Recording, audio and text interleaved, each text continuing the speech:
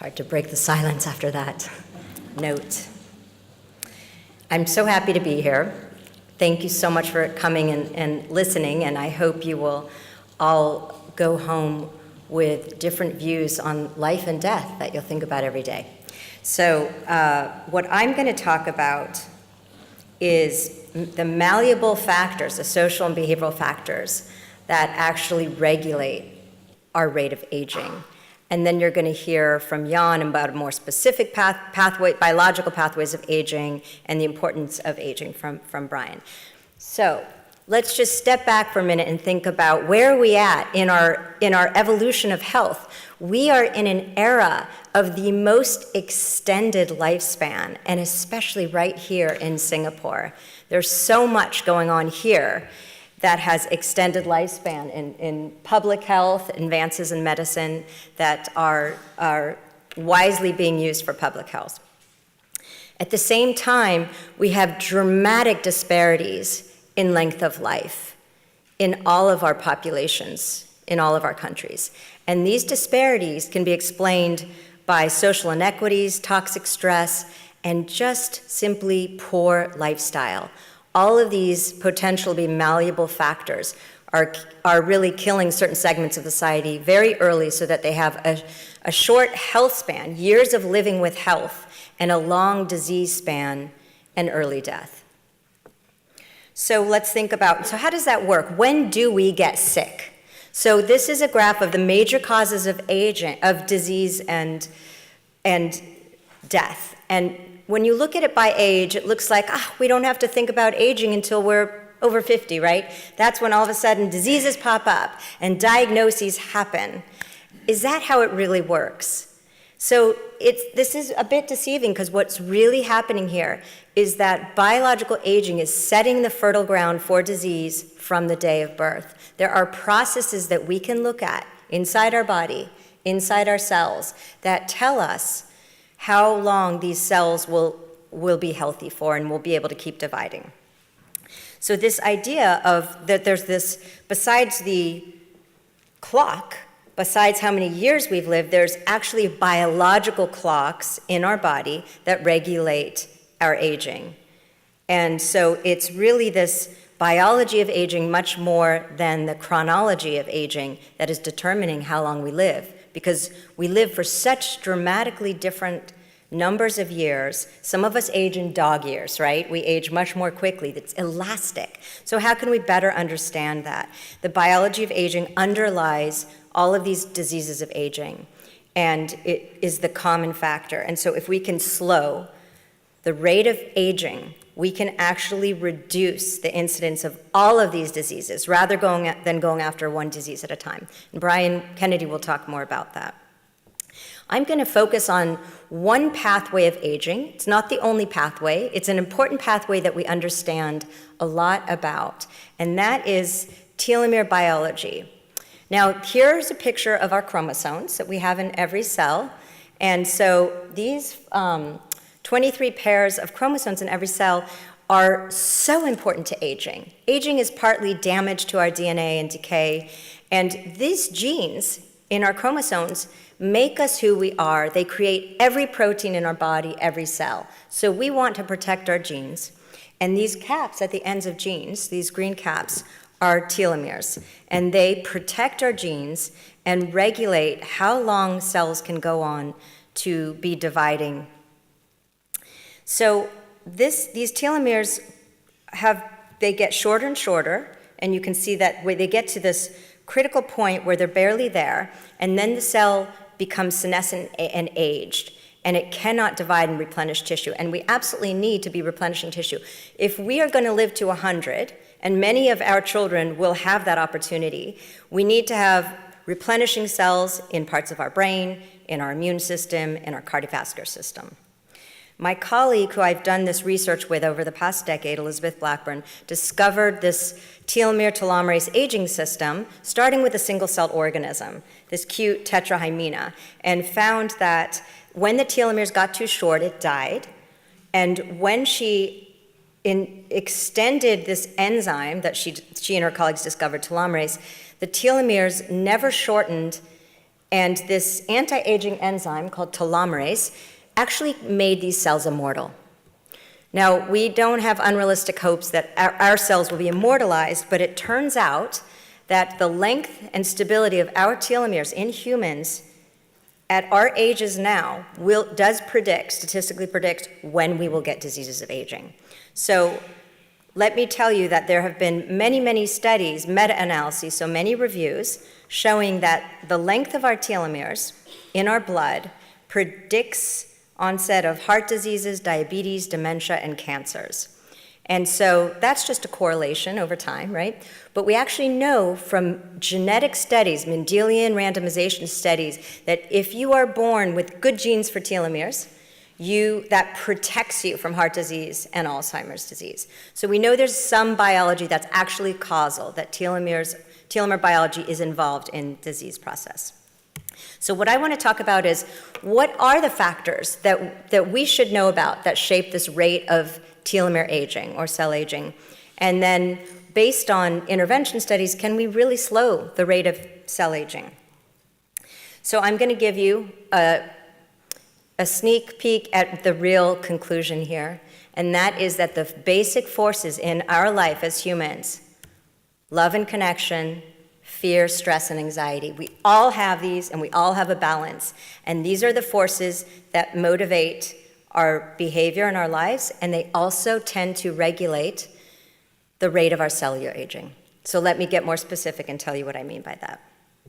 So we started off by studying stress. We know that stress in general is a factor that is predicting greater incidence of disease and in some cases mortality. And we wanted to understand, could telomere shortening be related to stress? And when I talk about stress, we all have stress, and stress is not bad, and lots of stress is good, but there is a type of stress that we know creates wear and tear on the body, and we call that toxic stress. This is the type of stress that goes on and on for years when we don't have the control to change the situation or the resources to cope well. For example, poverty when our basic needs are not met. Caregiving that can go on for a decade or more when we're caring for someone else so we can't take care of ourselves. Job stress or relationship stress that hits us every day and goes on for years. These are what we call toxic stress. So what do we know? I'm going to skip ahead 10 years from our first studies on this, and we do find that psychological stress predicts greater telomere shortness. And we now know from animal studies that this is causal. There are experimental evidence. So what kinds of stress? Early childhood adversity turns out to be, so neglect, abuse, physical abuse, sexual abuse, violence, witnessing domestic violence, all of these types of childhood adversity, the more you have, the shorter your telomeres are, and it tracks through adulthood. So this is one of the more reliable stress effects that we know about. The others are when people develop depression and other mental health conditions, they also tend to have more telomere shortening, the longer the condition untreated. Now, what about work stress? Should we avoid work? So work is particularly when we have control and enjoy our work, is actually good for our health and aging. And the only evidence that work stress might be pro-aging is burnout, emotional exhaustion and burnout from work. So that's a response to really work when it's a toxic stress environment. So what else does stress affect in terms of these aging pathways? Most of these pathways are not easy to measure at the cellular level. I'm going to show you an interlude where we've been looking at mitochondria health, something that Yong studies, and been looking at how good are your mitochondrial enzymes. Now, this is in collaboration with Martin Picard, who is a mitochondrial researcher. And what you can see is the mitochondria are in each cell are this kind of symbiotic creature that we've evolved with that give us energy. They make ATP. We want our mitochondria to be healthy until we die so that we stay vital and energetic. And so they're very critical to health. They're right next to the telomere length and to the telomeres, and the two talk to each other. They send signals to each other and they co-regulate. So when telomeres are too short, the mitochondria deteriorate, and when mitochondria get old and leaky, they give off all these free radicals and oxidative stress that make telomeres short. So we looked at a caregiving sample, and what we found was that the mitochondrial health was significantly lower in people who were doing years of caregiving for a family member. And then we wanted to say, well, what is it on a daily basis? What is it about the caregivers that is most directly causing this? And so we can measure daily mood. We did this over a month. And what you can see here is that people who have very high positive mood every night, so this is the yellow bar, and low negative mood tend to have the most healthy mitochondria. Now, here's the beauty of this finding. This is regardless of if you're a caregiver or not. So this is one of the mechanisms, regardless of your life situation, being able to experience positive emotion and manage negative emotions is one of these factors that we think is important in aging. So I had mentioned that there's types of positive stress, and you probably experience some of those every day. When I was in graduate school, this is now over about 25 years ago, Jeanette showed this slide, that the Chinese word for crisis represented both danger but also opportunity. And this theme is so critical for us to understand in life. This is just a fundamental lesson about life. Life is full of crisis and suffering as well as opportunity. And it's how we deal with stressors, how we can view them, how we can turn them around to see the opportunity or to see the growth from them that matters. So one of the ways we study this in humans is in a micro scale. We bring them into the lab, we stress them out by making them give a speech, and we measure what are their psychological responses to that stressor. So you can see here that most of us have a flavor of some of each of these responses, but we tend to weight on one side or the other, either good or bad stress. We call this side threat stress. Feeling anxious, fearful, uncertain, not feeling confident that you have what it takes. So that's when our ego is threatened. And the other type of response is when we feel hopeful, excited, confident, that there's an opportunity for gain. And this is what we call good stress or a challenge approach. And so really life's a balance of all of these different feelings. When we approach a big challenge, what is the predominant, kind of mindset that we have? And so what we know is that when we feel more threatened than challenged, we tend to have exaggerated stress responses, our cortisol, our inflammation, our nervous system. And we even know that it's associated with our telomere length. So if we habitually have this more threatened response, that's probably wearing down our telomeres more quickly. So think about your day. It's the repeated things that really are important that we deal with every day that we can always do better on. So what is the most stressful part of your day? Where is stress hiding in your day? Sometimes for people it's the morning, the commute, it's getting kids out to school, etc. And so what does it look like when we are coping in a really positive way? It looks like this bottom line, where our emotional and physiological stress is low baseline, in a restorative mode when we're not under threat, when we're not having to deal with stress. And when we do have to deal with stress, we want a big stress response. It actually helps us cope. It protects our body from stress. It helps us think better. It helps us perform better. So we want that big peak, and then we want a quick recovery. And so that is what we call good homeostatic capacity, and that is underlying our organismal aging. We want that throughout life. We want to be having that type of stress response. When we get older, we have a poorer or more sluggish recovery. What I'm showing you here, that top line, those are our caregivers. So they start off the day already in a threat mode, worrying about the day, feeling more challenged, having higher cortisol. They have exaggerated responses and a sluggish recovery. Remember, not all of them, not those who are having more positive mood and more challenge responses. But this is something we can control by practicing over and over as we face our daily stressors.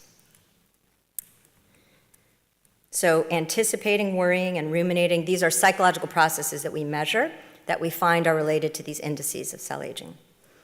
Another way to think about this positive stress is what doesn't kill you makes you stronger.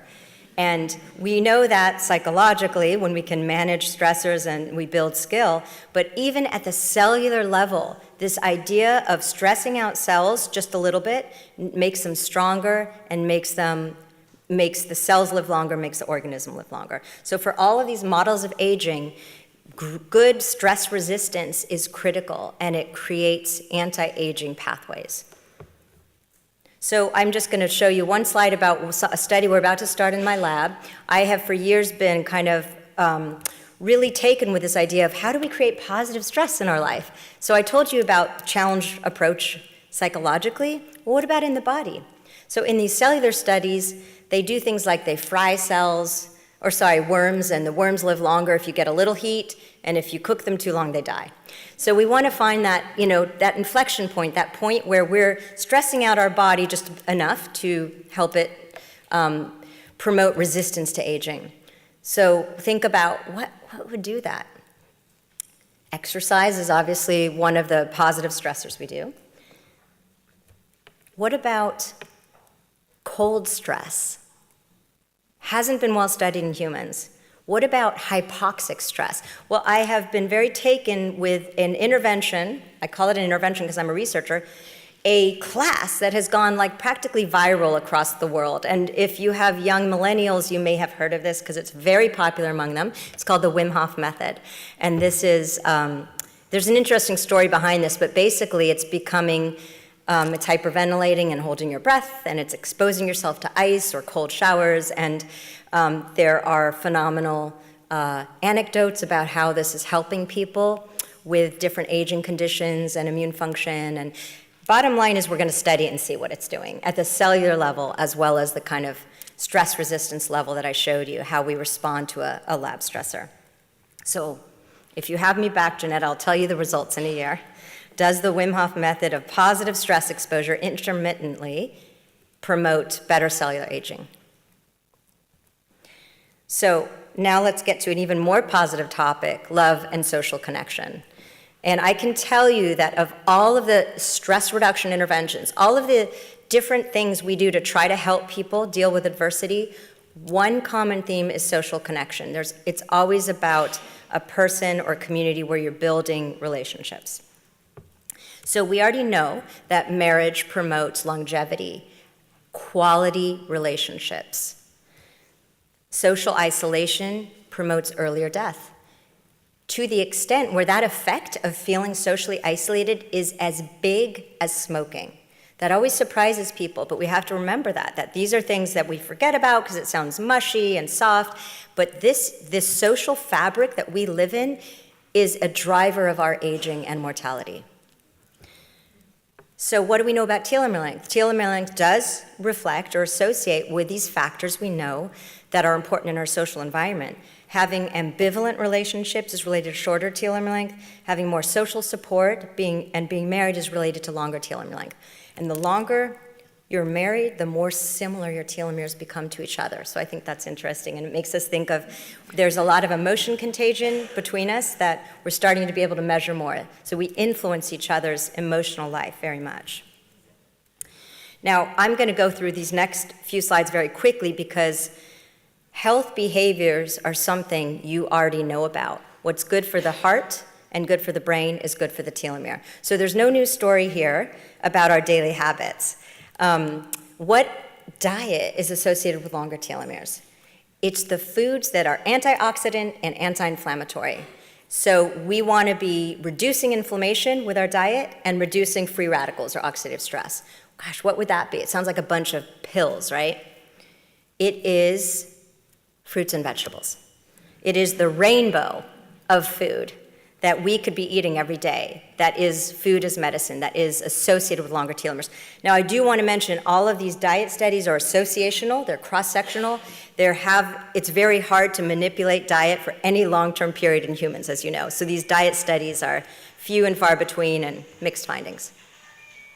Okay, so that means my time is almost up? Okay, hopefully that was random, someone's phone's music, okay.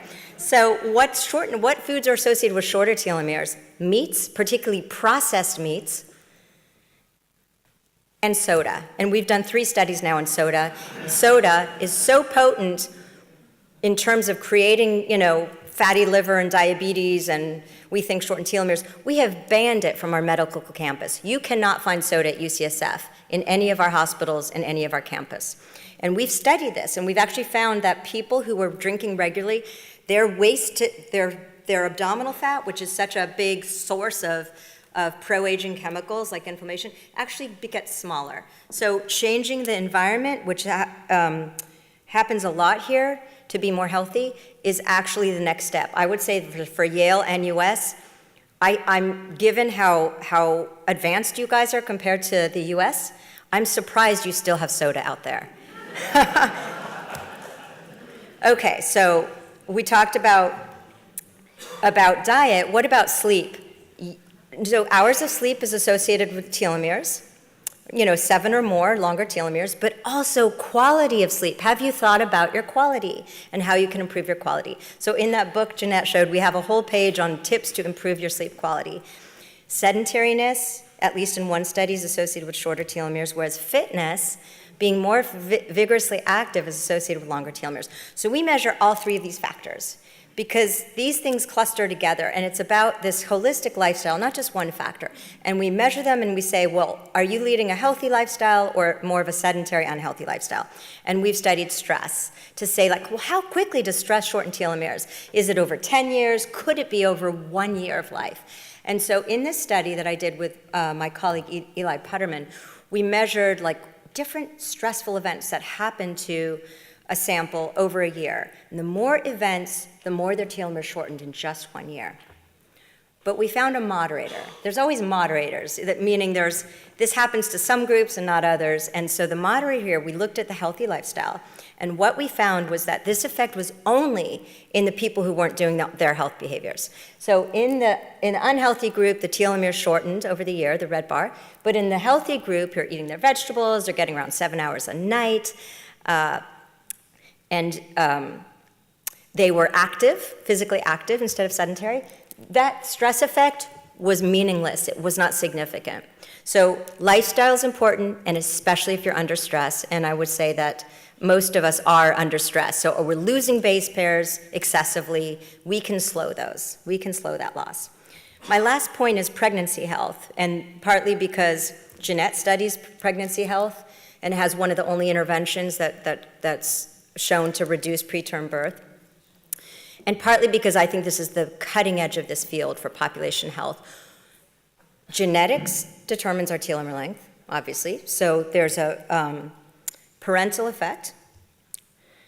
Epigenetics determines telomere length. So it turns out that regardless of genetics, if the parents come with very short telomeres in their sperm and egg, in their germline, they can pass that down to their children in a direct transmission. So that's important for us to know about.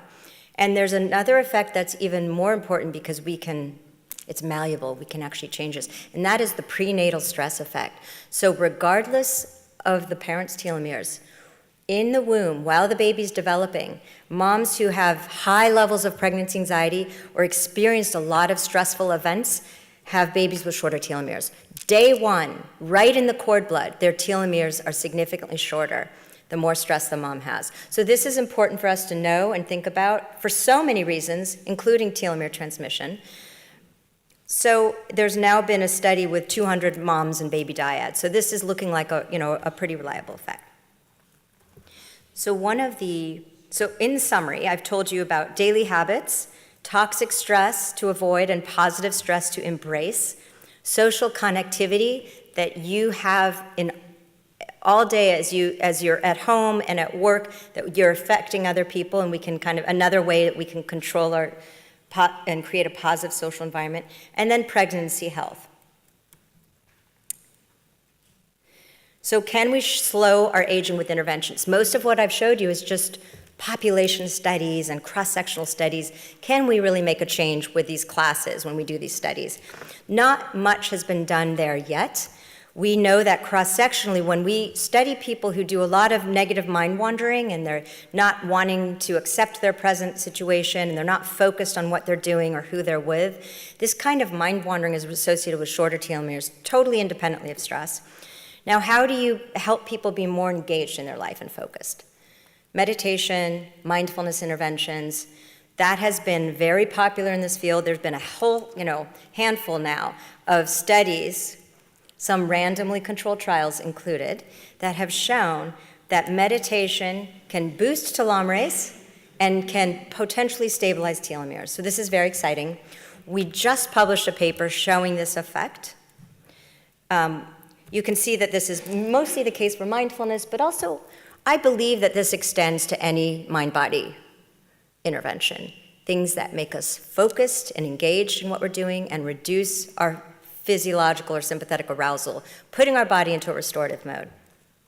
We have no idea if this is true telomere lengthening per cell and whether these changes last. So there's a lot of work to be done here. Our study that just came out looked at retreats. I love retreats. I go on retreats, I study retreats, I teach retreats. If you have the luxury of going on a retreat, this is a fabulous way to use plasticity in our body and our mind by intense learning and doses of positive skills over days. So we see dramatic improvements in mental health and vitality during retreats. People go from burnt out to very low levels of stress and depression. We studied long-term meditators in a 3-week study. This is the one we just published. And you can see the blue line was the control group, no change in telomere length. And we saw an increase, significant lengthening in telomeres over just 3 weeks.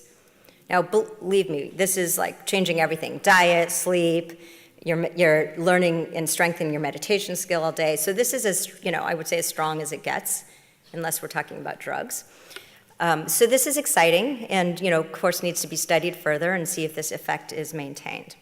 So in summary, I've told you that really the rate of our aging at a macro level is determined by the balance of love and social connection in our environment, resources, as well as the levels of stress and anxiety and how we're managing those. And of course, the health behaviors, eat your vegetables, right?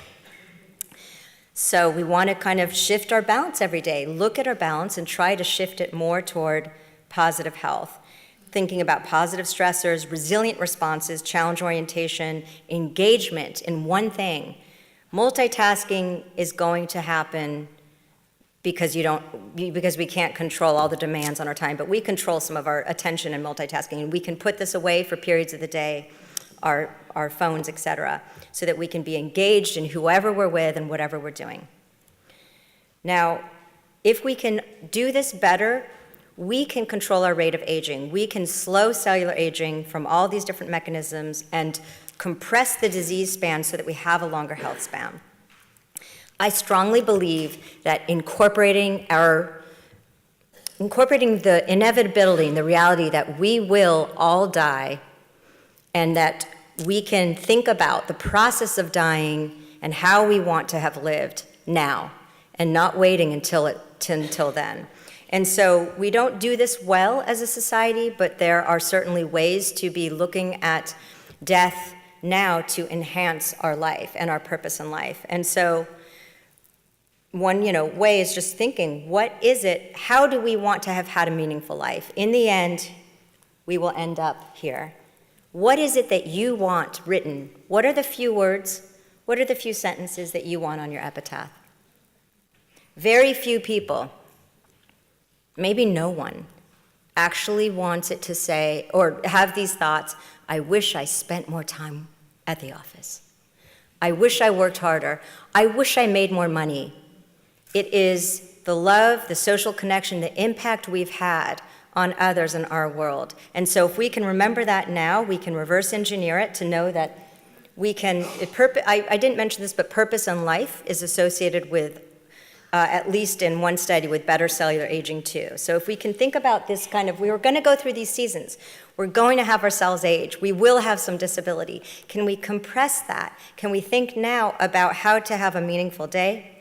How to turn the shedding of the leaves into more love and social connection to slower aging. And I love this quote from Jack Kornfield that I think says it all. In the end, just 3 things matter: how well we have lived, how well we have loved, and how well we have learned to let go. So thank you for your attention, and we'll be able to have discussion and address questions later. Thank you.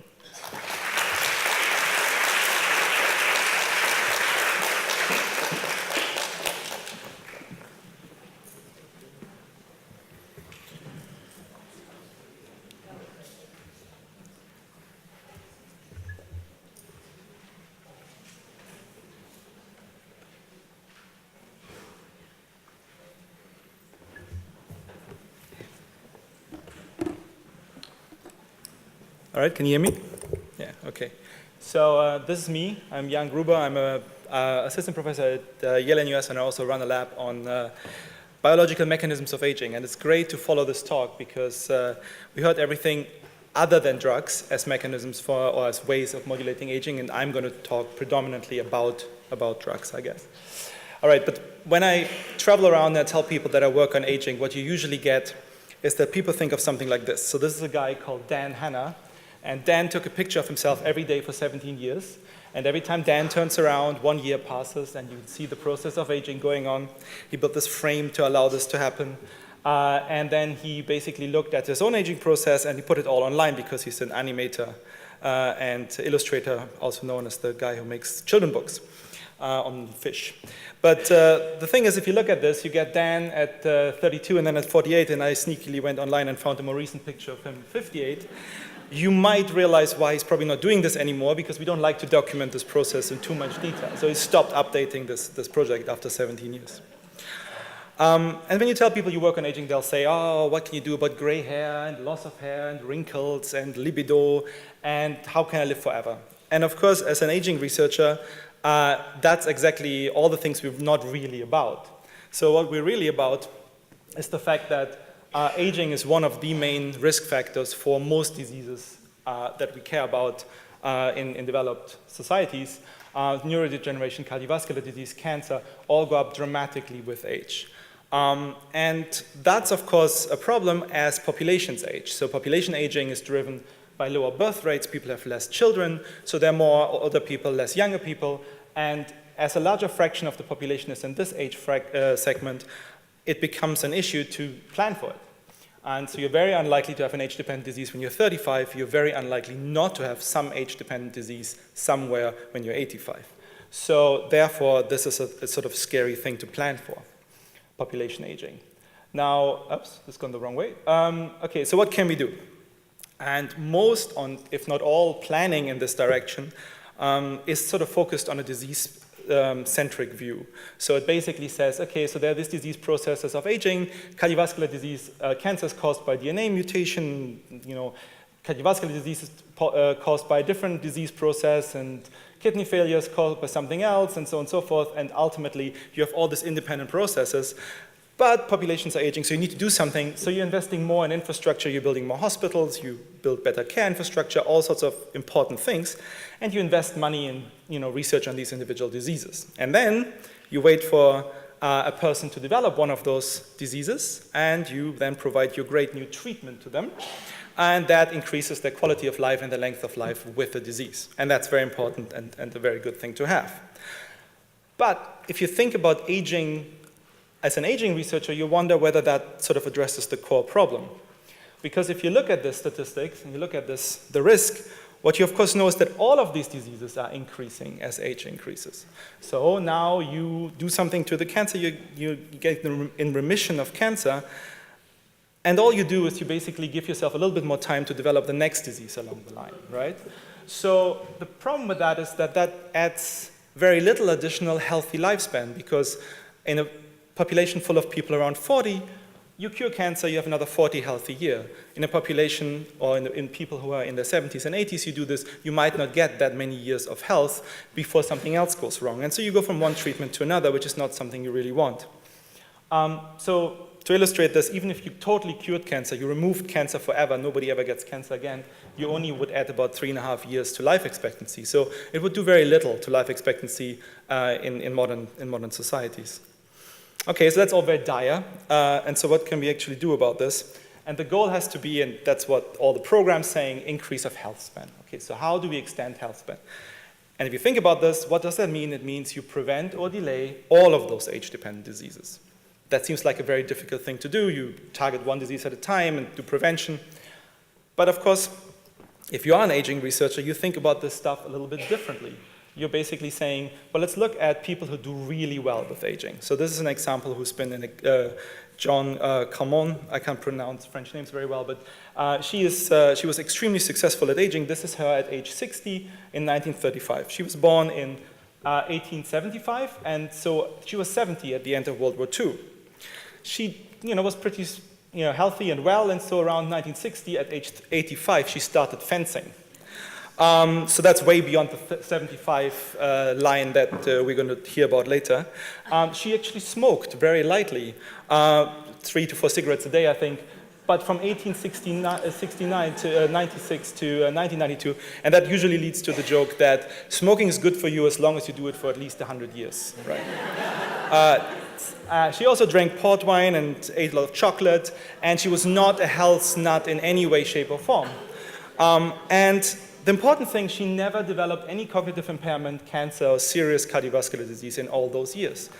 And she died 1997 at the age of 122 years and 164 days. So that, to me, looks like very healthy aging, like well-aged, right? And in fact, is the world record, is the longest living person we have good evidence for. But what's important, I think, to realize in this context is that this is because she aged well. It's not because she had luck in one particular disease. And so there's this thing called age. And yes, it has sub-processes, aging processes like telomere shortening and so on and so forth. But there's something like the organism's age, and it manifests in these diseases. And that's the way maybe to think about it, to say, okay, aging is just basically, these are symptoms of aging. The fundamental thing you have is age, and then your age manifests as cancer, and your age manifests as something else. So if you can do something to aging, then you can prevent or delay all of these diseases. So the task should be, modulate aging itself. So that sounds like science fiction. Modulate aging. Can you actually do this? Is this possible? And yes. So the first thing to realize is, people say, oh, this is unnatural. You need to drink blood or something, become a vampire to do something about aging. And the truth is, it isn't actually unnatural because there are animals that don't age. So most animals age, but we think that there are animals that just don't age for complicated evolutionary reasons. And these rockfish here may not have a higher risk of dying between the age of 30 and 31 as they have between the age of 100 and 101. So it's the same risk of dying. So there are animals that don't age. Humans aren't among them. And I don't work with long-lived animals. I work with extremely short-lived animals for practical reasons, right? If you have a 200-year lifespan, it's kind of difficult to do research with those animals. So instead, what I work with is this tiny worm, a nematode worm. It's as big as an eyelash. It's 1 millimeter long. It's 100 microns wide. And the good thing about them for me is that they live 30 days. So they're 100% alive at the beginning of 30 days, and then they're dead at a month, which is very convenient if you're trying to do experiments on like aging pathways and stuff. And that's why we work with them. Now here's a video showing you what that looks like. These are young worms, and they're very happy, and they're doing their wormy thing, which is mainly eat and lay eggs. And then there are the old worms here, and some of them are dead, and some of them are moving very slowly and a little bit, and generally they're quite inactive. And this is over the course of 2 weeks, the transition from this to this. So now you have something that you can try to study and intervene in. And an interesting thing happened in 1988. This is the first ever mutation called H1 for that reason. That is a single gene mutation, meaning you break one gene that significantly extends lifespan of any organism. So these guys here are the controls, and then these are the mutants, and the mutants lived 50% longer. And that came as a big surprise that those single gene mutations exist that can do this. This wasn't something that was expected, right? That this is so relatively easy. Turns out 30 years later, we know hundreds of aging genes, and it also turns out that many of them are fairly highly conserved between yeast and worm and flies. These are these organisms that we do all this basic research on mechanisms of aging, but also in mice and humans. So the pathway is kind of the same, the mechanisms are the same, and in fact, some of the things that come from the same pathway that you just saw mutated downstream of that, might be different in some of the supercentenarians, some of the people that live beyond 110 years. So it turns out that the mechanisms that control aging are just very ancient, and so they're there in all animals, which is why you can learn about them even in the short-lived animals, and it applies to higher animals. And Brian will talk about that probably more later. So for me, that's the complementary part of this. I talked about supplements and drugs, which my lab basically works on. And it turns out that there are 400 and now even more compounds that we know that modify lifespan and aging in some organisms. And one of my PhD students is one of the curators of this database. So the next version of this will probably have more like 600 compounds in it. And there's a lot of compounds, drugs that can actually modify aging rate in model organisms, but also in mice, for instance. And here's an example of something that we have done. So we've taken several of these compounds, and we basically asked the question, can you combine them and get additive benefits? And it's just one little example. I'm not going to talk about pathways or mitochondria or specific drugs, but just show you a typical effect. So we take these worms and we treat them as young adults. So they're treated only when they're done growing. And what you get is that you get a very significant extension. These are the controls, and at day 30, they're all dead, and these guys live to 45 days. So it's a 78% increase in lifespan. Now, an important question that you need to ask at this point is it also a health span? Are they living healthier, or are they paying some terrible price for this? And the truth is that they actually live much healthier. So this green-red stuff here is the same thing, but the green bars give you the percentage of the population of the worms that's healthy. So at the beginning, everything is healthy. At the end, everybody is having some problems, and then they're dead. That's the controls. If you do this with the drug-treated ones, what you find is that at the moment when the last worm in the control cohort dies, 50% of the treated cohort is still in best health, right? So they have a lot more youth. They don't have just more life, they have more youth.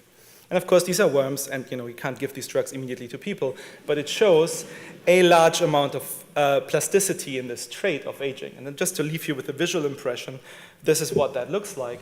These are the old worms again, now sped up even more. Some of them are still moving around, some of them are dead, some of them are sort of still wiggling their head. And these are the treated worms, born on the same day, genetically identical, eating the same food, presumably meditating just as much or little.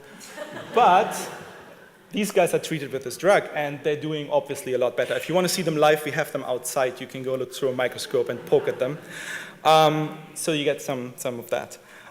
So my take-home message, the one thing I want to leave you with, is that it's surprisingly easy to actually modulate basic aging rate, and that this is a trait that can be modified with breeding. You can breed them for long life with diet, genes, behavior, drugs, stress.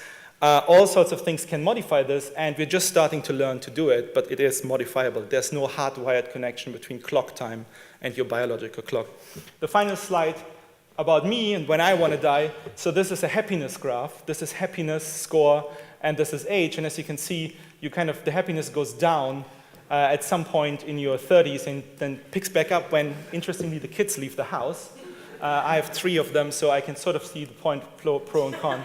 But the point is that happiness does not decrease in old age. Old people are not less happy on average than younger people, provided their health is good. So because of this, I have absolutely no intention of dying at the age of 75. I would quite like to die at the age of 120, presumably doing something embarrassing that my grandchildren will watch on whatever the internet becomes by then. All right, thank you very much. That's me.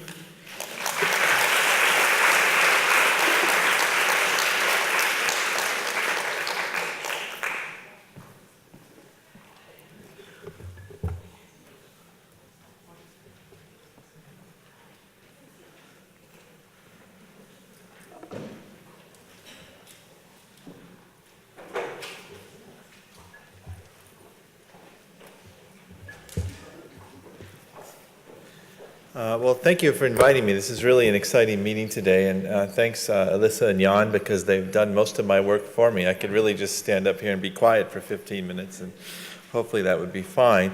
I moved to Singapore about 9 months ago. I've been working in the aging field for 2.5 decades or more now, and I really feel like that this is one of the best places to try to do something about human aging. So I'm going to try to convince you of that today. This is life expectancy over the last 40 years or so. So we're looking at 1970 versus 2010. And one of the things you'll note is that life expectancy has been going up quite dramatically. People for years have been telling me, well, why work on aging? You can't do anything about aging. And I think, as Jan mentioned, this is probably not the case. It might be surprisingly easy to affect aging. And if you measure that by life expectancy, at least, it's gone up quite dramatically. But there's one other point I want to make, is that one of these lines does not look like the others. The United States and Japan had almost identical life expectancy in 1970, longest in the world probably at that point. And yet, now they're dramatically different. And so the lifestyle, the social factors, the health care, all of these things can influence life expectancy. And in the US, we have particularly bad habits. I will say, Elissa, that if you keep talking about reducing iPhone use and reducing Coke, you may be looking for a new country soon, and if you'd like to come to Singapore, just let me know. But those things have a big influence. We're overeating in the US, we're overstressed, and we have a healthcare system that doesn't balance very well to deal with the people that are poorer in the population. And this is the effect of that. We're now 50th in the world in life expectancy in the US.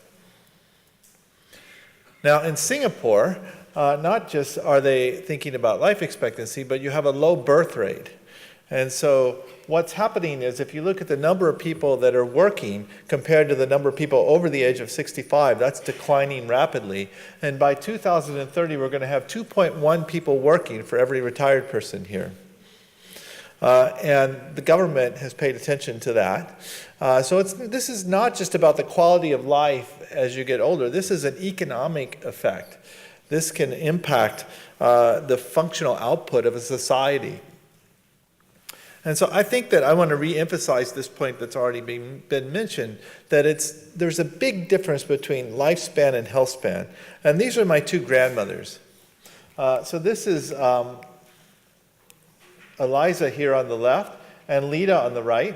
They both lived a very long time. Elissa died at 99 and Lita at 101. But they had very different life trajectories. And so Elissa, when she was 60, the doctors said, you've got all kinds of problems, and I don't think you're going to live for 5 more years. Well, she outlived that doctor and 2 other doctors on the way. But the problem was she was very sick throughout this. She had osteoporosis. She had very bad problems with rheumatoid arthritis. She had dementia at the end of her life. And she was taking 15, 20 pills a day throughout the last 2 decades of her life. Now, she had one thing going for her that I think was very effective, and that is she was very stubborn. She was not going to let anybody tell her what to do, and I think that probably positively impacted her life. And I will mention that Jean Calment also had that. She did an interview when she was 112, something like that. And the journalist said, "Are you concerned about all these wrinkles that you have?" And she said, "Madam, I only have one wrinkle and I'm sitting on it." So there is something for stubbornness. But Lita here lived 101. She was living alone at 101 in her house. She quit driving at around 95. I thought she was still doing pretty well, actually. She bowled a 238 game at 93. She sent me the little wax score sheet and said, "See if you can beat that." I think that this is what we really want. She was healthy her whole life. Her heart valves gave out and 3 months later she died. That was sad, but this is what I want. This is the compressed morbidity that we're talking about here. And this is the problem we have right now. Life expectancy is going up dramatically. We already showed this for Singapore, but here's another way to look at it. If between 1990 and 2010, if you're a male in Singapore, you got a 30% return on investment. For every 3 years you live, you can expect to live 1 year longer. But healthy life expectancy is not going up at the same rate. So the effect of this is that we're keeping you alive longer, but we're keeping you sick longer. And it's this difference that's where all the healthcare costs are. And it's this difference that's the quality of life effect. This is when you're sick is when quality of life is declining. So what can we do about this? And if you look at what's causing disability-adjusted living years, there's really 3 different factors. There's communicable diseases like HIV and a range of other tuberculosis and other diseases. There's accidents and injuries and falls and things like this. But there's this big blue box here. This is 65% of the global healthcare costs in this big blue box. What is it? Well, look, heart disease, stroke, cancer's down here, Alzheimer's is here, COPD, diabetes. You could take all of these labels off and replace it with the label aging. It's the biggest risk factor for almost all of these things in these blue boxes. And yet we don't think about that. So this is my version of the slide you've already seen a couple times, is that this is the biggest risk factor here. Why don't we focus on targeting this instead of just only taking one disease at a time and trying to treat that disease? We might have a much bigger impact. Let me illustrate this a little bit more directly here. Okay, so this is the Framingham Heart Study, okay? So we're looking at your risk of cardiovascular disease, and there are all these columns here, and you get points based on where you are in these columns, and you add up the points at the end, and that's your cardiovascular risk. All right, so now we're going to compare two people here. This is a little bit simplified, all right, but I think it illustrates the point. The first is like the most unhealthy person you can imagine. They're 32 years old. They have low HDL. They have high cholesterol overall. They have a high blood pressure. They smoke a lot, and they already have diabetes. Now, if you take the time to add up all these points that they get for each column, they get 15 points of risk, okay? Sounds like a lot. It is a lot. All right, let's compare that to the next person. This person is the most healthy person you've ever met. They're 77. But they have reasonably high HDL, they maintain their cholesterol low, low blood pressure, don't smoke, don't have diabetes. They sound like they're doing great, right? Add up the points, 15 points. The same amount of risk that the unhealthy younger person has. So we talk about cholesterol, and we aggressively treat cholesterol. If you come in and you have high cholesterol, you're going to get something to take for it. We don't say, you don't go to the doctor's office and have them say, oh my gosh, you're 73, we need to do something. But this is probably where the biggest impact is. Okay, so let's rethink the basics. Aging-related chronic diseases and functional decline are the biggest challenges of this century. Aging by itself is the biggest risk factor for this increase in chronic disease that I'm talking about. And so, why don't we change what we're doing? Why don't we address aging? Because that will have the biggest impact by targeting multiple age-related health issues at the same time. Sounds like common sense, but it's been very hard to try to achieve this goal. And that's really what we want to do. So this is really the only mechanistic slide I'm going to show you, and I'm not even going to talk about the mechanisms that much. So there's 7 different things in this particular paper that were mentioned to drive aging: changes in metabolism, damage, epigenetics, inflammation, adaptation to stress, proteostasis, changes in proteins and how they fold in the cells, and the ability of your adult stem cells to regenerate tissues. And if you look at things like telomeres impact a whole number of these different factors. But I don't think it's necessarily what we decide drives aging. I think the important thing is that how this is networked together. All of these things influence each other.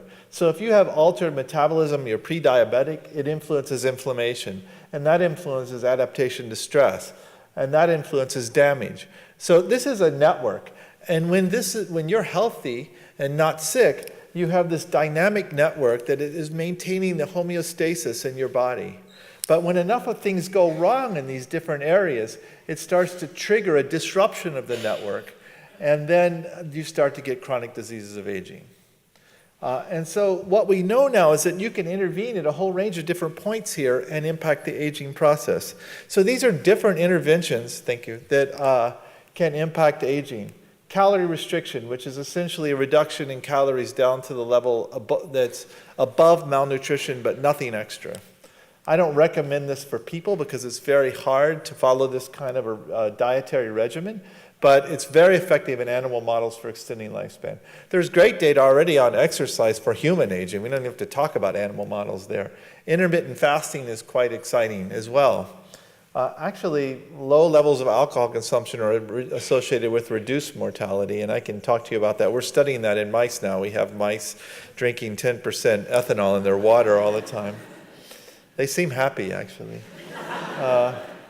And then there are a whole range of different drugs. And my lab works predominantly on rapamycin and the TOR pathway, and you can come talk to me about that if you're interested. But a lot of these drugs are things that people are already taking. Metformin, which people take for diabetes, NSAIDs, acarbose, another diabetes drug. There's a whole growing list of things that may impact human aging. All of these work in animal models, but we don't really know about humans. So the idea is to come to Singapore is to set up a Center for Healthy Aging at NUS, but we're also collaborating with Yong at Yale-NUS and people at Duke-NUS as well. And our main goal is to deal with human aging.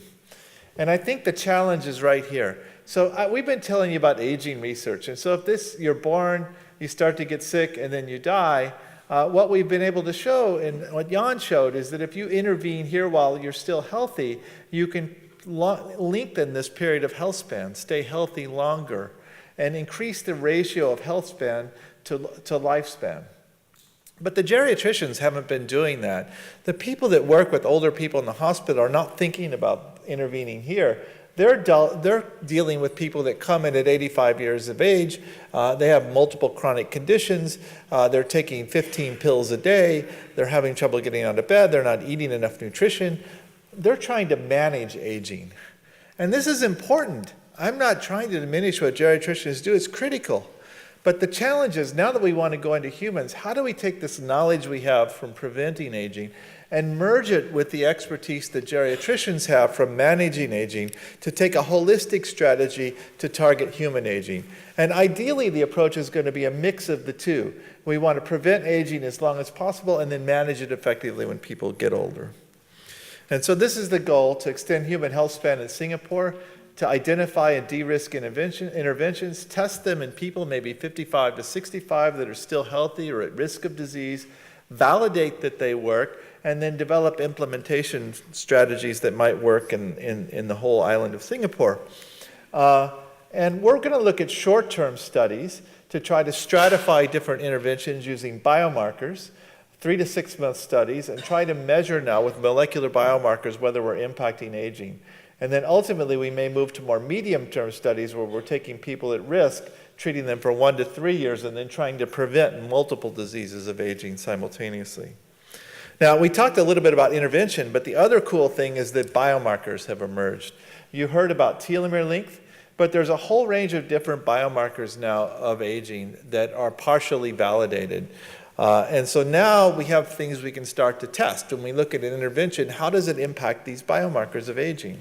And I think each of these are probably measuring different or overlapping aspects of aging. So we probably need something like this, where we have a platform of integrated biomarkers, which we can take from a blood sample, maybe from a stool sample, and we can integrate them together to get a biologic measure of your age. And then we can look at how interventions affect that. And I work on drugs, but I'm agnostic to the intervention. I think that lifestyle intervention, I'm totally supportive of mindfulness. It's hard to study in mice, but I'm totally supportive of that. But I think that what we need to do is have strategies to compare mindfulness, to compare better sleep quality, to compare diet, to compare drugs and supplements, and maybe stem cell regenerative medicine strategies, and see how do these impact these different biomarkers, which ones work better for which biomarkers, and ultimately which diseases of aging. And there's probably going to be some combined strategy that we recommend to people ultimately for how they impact their aging process. And it's also going to be personalized. I don't think that one drug is going to work for everybody. We need to know how people are aging in a personalized way and what we can do for them specifically to extend their health span as long as possible. So I'll just close. And I put this term up when I started the center, healthy at 100, and a bunch of people have said to me, wow, that's really aggressive. That's, healthy at 100, how are you ever going to achieve that? And so I want to just leave you with this concept that if we mostly fail at this and we end up with not bad at 90, that's still going to have a much bigger impact on health and function and the economy of various people in the countries they live in than trying to develop the next cancer drug that's going to extend somebody's life 3 months of age and cost a fortune. This is really a revolution in medicine. We know how to test it now. Some of the strategies we have are going to work. We have to figure out a way to identify those strategies and implement them to keep people healthy. So thanks.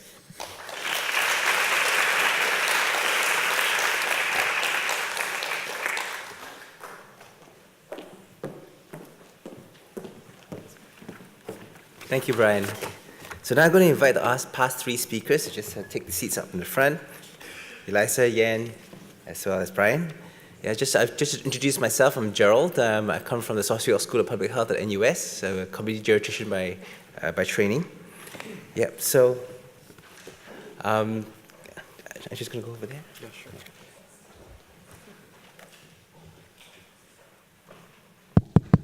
Okay, it's just so wonderful. Thank you so much for sharing with us all your research and your work. I just do a quick summary of all your speeches and talks. So Elissa, what really I think central to your work is basically telomere length, and your issues about take-home messages for us. I think that there is negative stress, and socioeconomic disparity being one of them. But for us here, maybe positive stress is also kind of a good take-home message for us.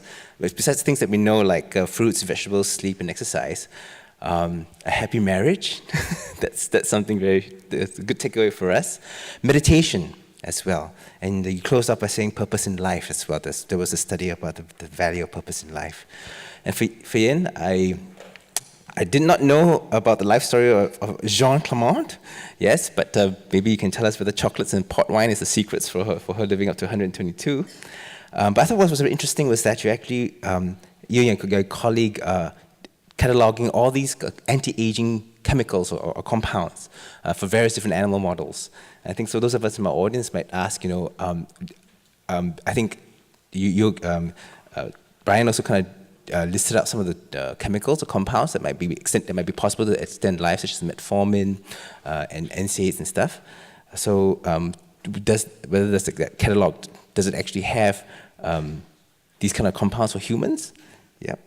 And I think some of our audience might also ask, because we're interested in their your nematodes, your worms, do they actually cause disease in humans? Are you at occupational risk?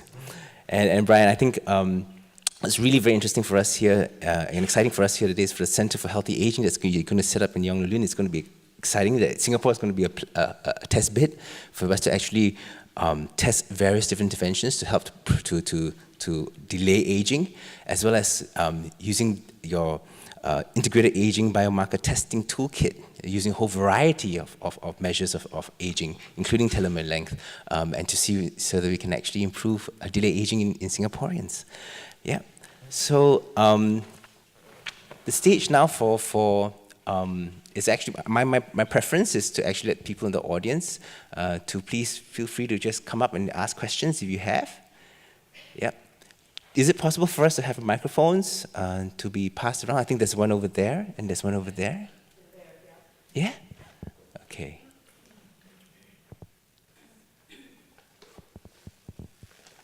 Okay. Stunned silence. Okay, so, okay. Anyone? So I'm going to start off with a question. So the theme of our symposium is purposeful aging and meaningful endings. And I was just wondering whether we can tie our discussions today about delaying aging and about aging to purposeful living. So maybe you could share with us, Elissa, that particular study where you mentioned purposeful aging was actually associated with better cell health. Yeah. Good question.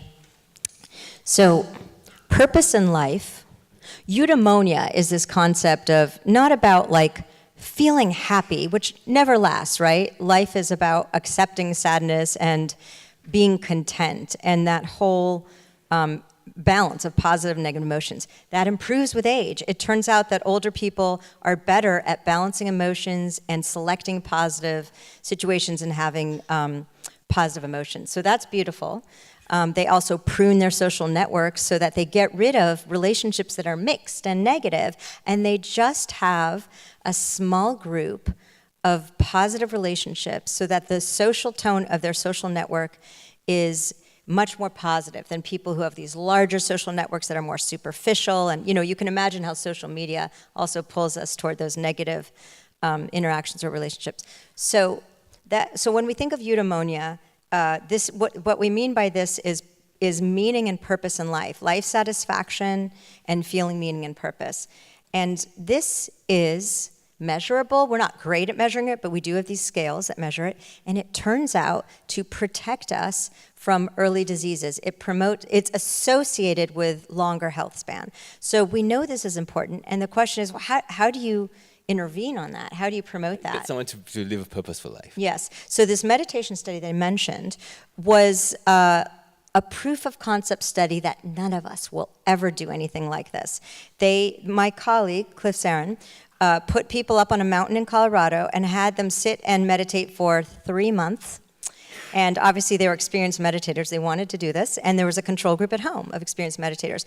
At the end of the 3 months, he measured different ways, different aspects of well-being. And purpose in life went up more so in the group that was meditating. But what was so interesting is that those who went up in purpose in life were the ones who had these big increases in telomerase, in this anti-aging enzyme.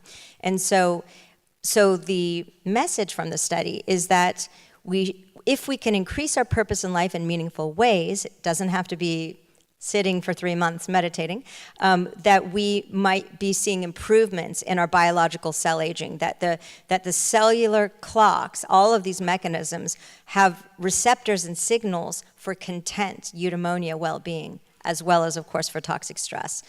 So I'm just going to tell you briefly an intervention that promotes eudaimonia, purpose in life, generativity, in the United States is called the Experience Corps. It matches elderly, low-income people to children in schools that are underprivileged and need tutors and support. And so it's a volunteer program, and it turns out that it increases their purpose, and the more they increase their purpose, they actually see brain changes. They see improvements in the amygdala and the hippocampus, these really important areas for aging. So this is an exciting intervention for any country that has a big aging population. Use these rather than make people who, because they're frail, think they're useless and worthless to society and they lose purpose, to actually bring them in and use their wisdom and their relational ability. Beautiful. Brian. Comment on that. Let me just comment on that briefly. I totally agree with that, and I didn't mention this in my talk, but I think it's not just about keeping people healthy and functional. It's about empowering people when they get older. There's so many societies, people, when they get old, they go to their house, they don't come out of their house, they don't have the good social network, and they have no purpose. We should empower people in society to make decisions.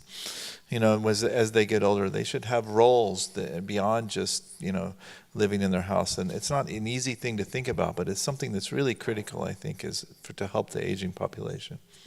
Can I say something? So actually, we have 3 children. And I really envy my Singaporean colleagues who have healthy grandparents around, because their life is so much easier to have that resource and to have that generation connection. And I think that's, for instance, a thing where there's a value to the other side, right? It's not just, it keeps the elderly people engaged. It is an invaluable resource that because of geographic reasons we lack. And yeah. So the whole idea of purposeful living is having a meaning to live. And your life having meaning. Yeah. Okay.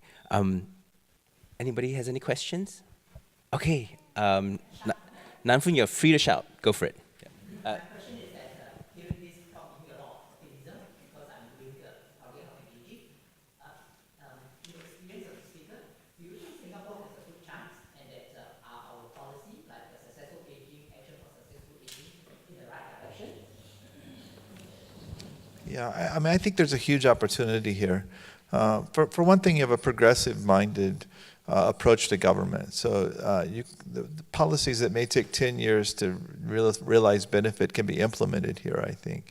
And I think that's critical to success. I can't even imagine how to do something large scale in the United States, even if we had the perfect drug that had no side effects or the perfect lifestyle intervention that had no side effects. It's really hard to figure out how to implement that because of how the healthcare system is set up. Here, I think there's a much easier path. I also think that the Chinese culture and Chinese medicine is more oriented around health and prevention. And so I think the mindset of Asians is a little bit more toward a longevity-minded mindset than you hear in some Western cultures. So I think the opportunities here, but there's still challenges. I mean, we have to be able to validate these interventions and demonstrate the quality of life benefit and the economic benefit of them before they can be implemented anywhere on a wide level. And so that's really, I think, the biggest challenge right now. So there's promise, but we need to evaluate it so we can prove it to the rest of the world. Ian, anything to add? Well, I mean, I think one of the obstacles to be wary of, not in context of Singapore specifically, but globally, is ageism. And this sort of feeling that resources spent on this are sort of wasted because you're only looking at people who are already beyond their productive age or something.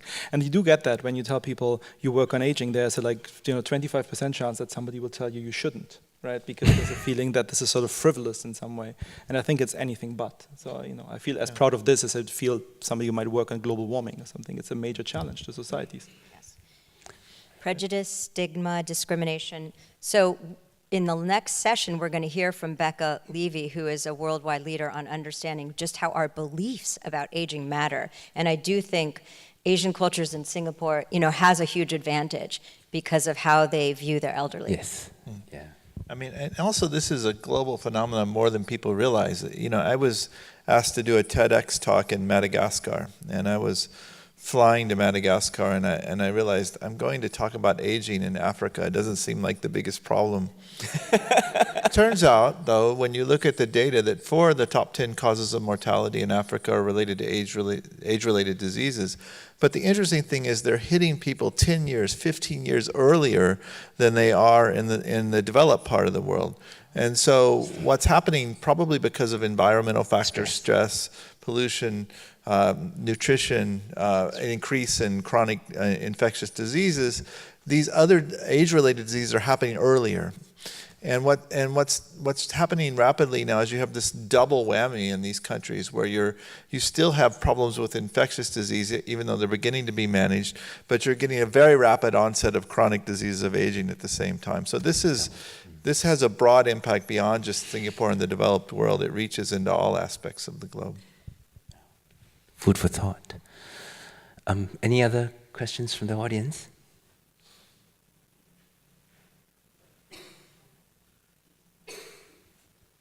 Do I see a hand? Cool. You want to use the mic? No. Okay. Cool. My question is directed to Dr. Kennedy.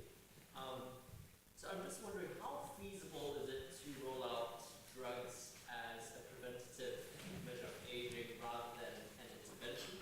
Because, there's metformin, there's rapamycin, but you're basically repurposing these drugs as vitamins in a way, I guess. So how feasible would that be, especially considering Good question. the need to have clinical trials and all that? Yeah, I think it's a challenge. Certainly the regulatory agencies don't consider aging as a disease. They don't have a problem with cholesterol, though. And so I think that the idea is that we have to get people to appreciate the fact that this is a risk factor. And the most effective treatments we have for chronic disease are early interventions that target risk factors. Metformin is a great example. Hyperglycemia is a risk factor for diabetes. You don't wait till people have a diabetic retinopathy before you treat them. You treat them when you see hyperglycemia. And I think we have to change the attitude so that people appreciate aging as one of those risk factors. And I'm not necessarily advocating giving everybody a bunch of drugs, but I do think we have to work toward having a strategy where we take people when they're 50, 55 years of age, at risk, beginning to be at risk of disease, and really look at them in depth, understand what's happening at the molecular level in them, not just generally, and then develop strategies that combine sustainable lifestyle changes with potentially supplements and drugs. Ultimately, that is where we'll get the biggest impact. So I think there's still a challenge with getting regulatory agencies to understand this.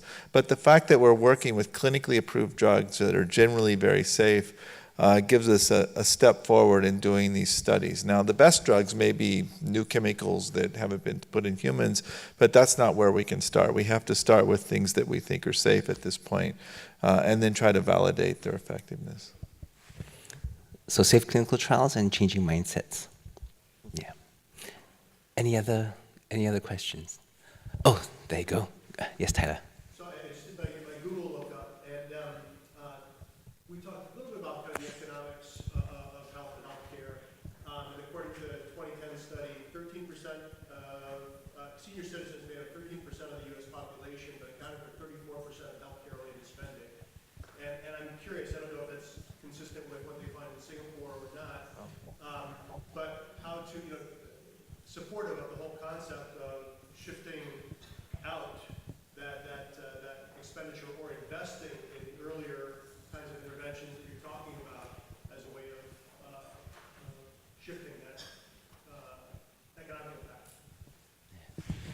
As a Singaporean, your statistics are correct. Yeah. Singapore's the same. The big difference is Singapore spends about 5 to 6% of their GDP on healthcare, and the U.S. spends 20%. So it's a more acute challenge in the U.S. But yeah, I think almost all of the studies, like the longevity dividend and other studies, have indicated that as long as healthy life expectancy is going up as fast or faster than life expectancy, there are huge economic benefits from that. Society does much better off. But right now we're going the reverse direction, and 50% of the healthcare costs are in the last year of life in the U.S., which raises a whole range of other issues about whether it makes sense to be using hundreds of thousands of dollar treatments that are really not helping a lot of these people, keeping them in the hospital and not allowing them to adapt and accept their point in life. I think that's another challenge. But it's a big problem, and like you said, it's a big economic problem as well. Maybe you can add to that in terms of the last year of life and how much we spend on trying to treat people. Yeah. Well, I know that when you think about the keeping people alive who are sick, many of those people are ready to die. We have such a problem with actually giving people the right to die and letting them choose how. So we don't do that. And it has phenomenal costs on both human suffering as well as economic. At the end, my grandmother, the one that was healthy, she basically stopped eating. She basically was ready to die. It was obvious. The doctors wanted to do all kinds of invasive things to try to give her nutrition, and she was ready to die. And it was a fight to get them to just let her die in peace. And I think that's another aspect of aging that we don't address enough, is letting people that are able to make their own decisions about how they want to manage their late life. Meaningful endings. Yeah. Right. Yeah. Oh, wonderful. Another question.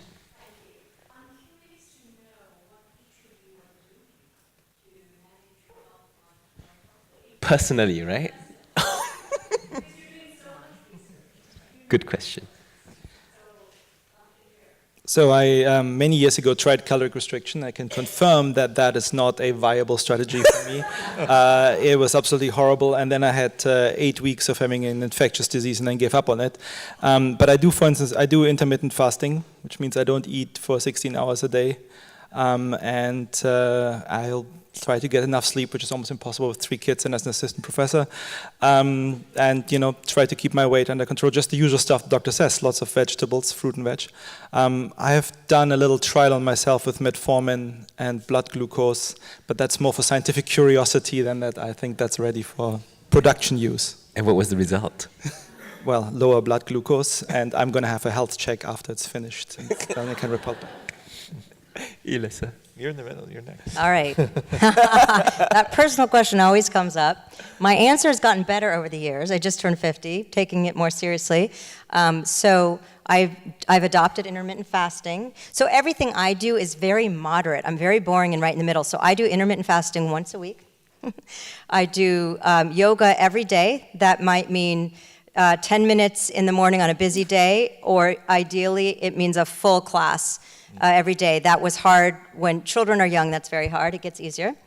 I do gratitude practice. So I used to take relationships and all relationships, people that work for me, et cetera, much more for granted, and now I take that more seriously and try to. It's always important. Turns out one of the best ways to promote positive affect and content is a gratitude practice. So that means either waking up or going to bed with thinking about what you're grateful for. Because it's what we really notice are changes when things go bad, rather than what we do have that's good. And then I also am considering metformin. When this ends, I was actually going to consult Brian on what his current view is of what age you start metformin for prevention. And I also, refined sugar is one that I take much more seriously now. So if there's still debate in the nutrition field, but I believe there's very strong, compelling data pointing to it's not about calories, but rather about what you are eating. And refined sugar is not a food, it's an additive, and it is killing us metabolically, whether you're lean or not. starting with fatty liver. So so that has been, for me, I've needed to be at places like retreats or healthy centers to get off sugar, because your brain's calibrated to want it, and then that lasts for long periods, and then I need to reboot. So I can vouch for Elissa. When during lunchtime, she was commenting that the tea was too sugary, and she bought herself a cup of water to drink subsequently. Brian. Well, I agree with I think a lot of those things. I try to eat a relatively healthy diet, which is low in processed sugar, low in red meat. I'm not a vegetarian, but it's relatively low in red meat. And I try to keep a very low dairy diet as well, because I think there's a lot of risks associated with high dairy consumption. And I agree with you, it's not about calories, it's what you eat, except for the fact that the average American is eating 4,000 calories a day. So for them, it's about calories and what they eat, but I generally agree. I'm a runner. I try to run as frequently as I can. And to me, I get some of the, I think, the mindfulness from running too, because it's a very, it really clears my head. I tell people that I like to run hills because the first, I start running, I'm worried about all these other problems. I get near the top of the first hill and I'm worried about not dying. And then I get over the first hill and then that goes away and then my head's really clear and I can really focus on what's, broader issues. So those are the kinds of things I do. I'm not taking any drugs yet, although I've given some thought to trying playing around with rapamycin a little bit, but I haven't done it yet, and I don't recommend it. Can I just add something to Go, the yeah. sugar story? So during the metformin little experiment, I was wearing a continuous glucose monitor, and as one of the experiments, I took a liter of just full-fat Coke and drank it on an empty stomach, and it causes a huge spike and then a huge tank in blood glucose and made me feel pretty sick, and I was hungover basically from the sugar bolus for half a day. So I was really shocked how much of a disruption of your metabolic system that actually is, given how much people just do it. I did this as an experiment, and it was actually one of the more dangerous things I've done. So, Okay, I'm looking to Jeanette for advice. One more? Beautiful. Yes, please. Hi.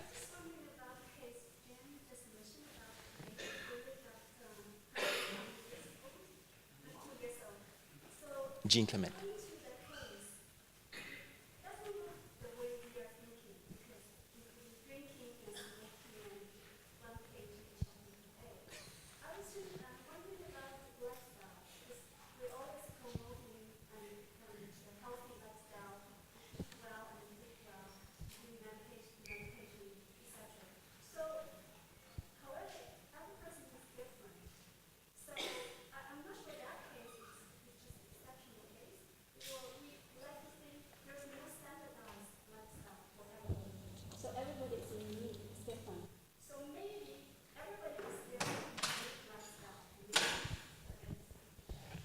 What do you think? well, I don't know about the unique lifestyle question, probably might be better answers over there, but one thing I can say about the supercentenarian stuff is that if you look at the supercentenarians and you're trying to extract lifestyle advice from it, it is utterly pointless, because you get anything from be abstinent and like ascetic to, have as much fun as you can, don't drink at all, have, start each morning with a glass of port wine, whatever.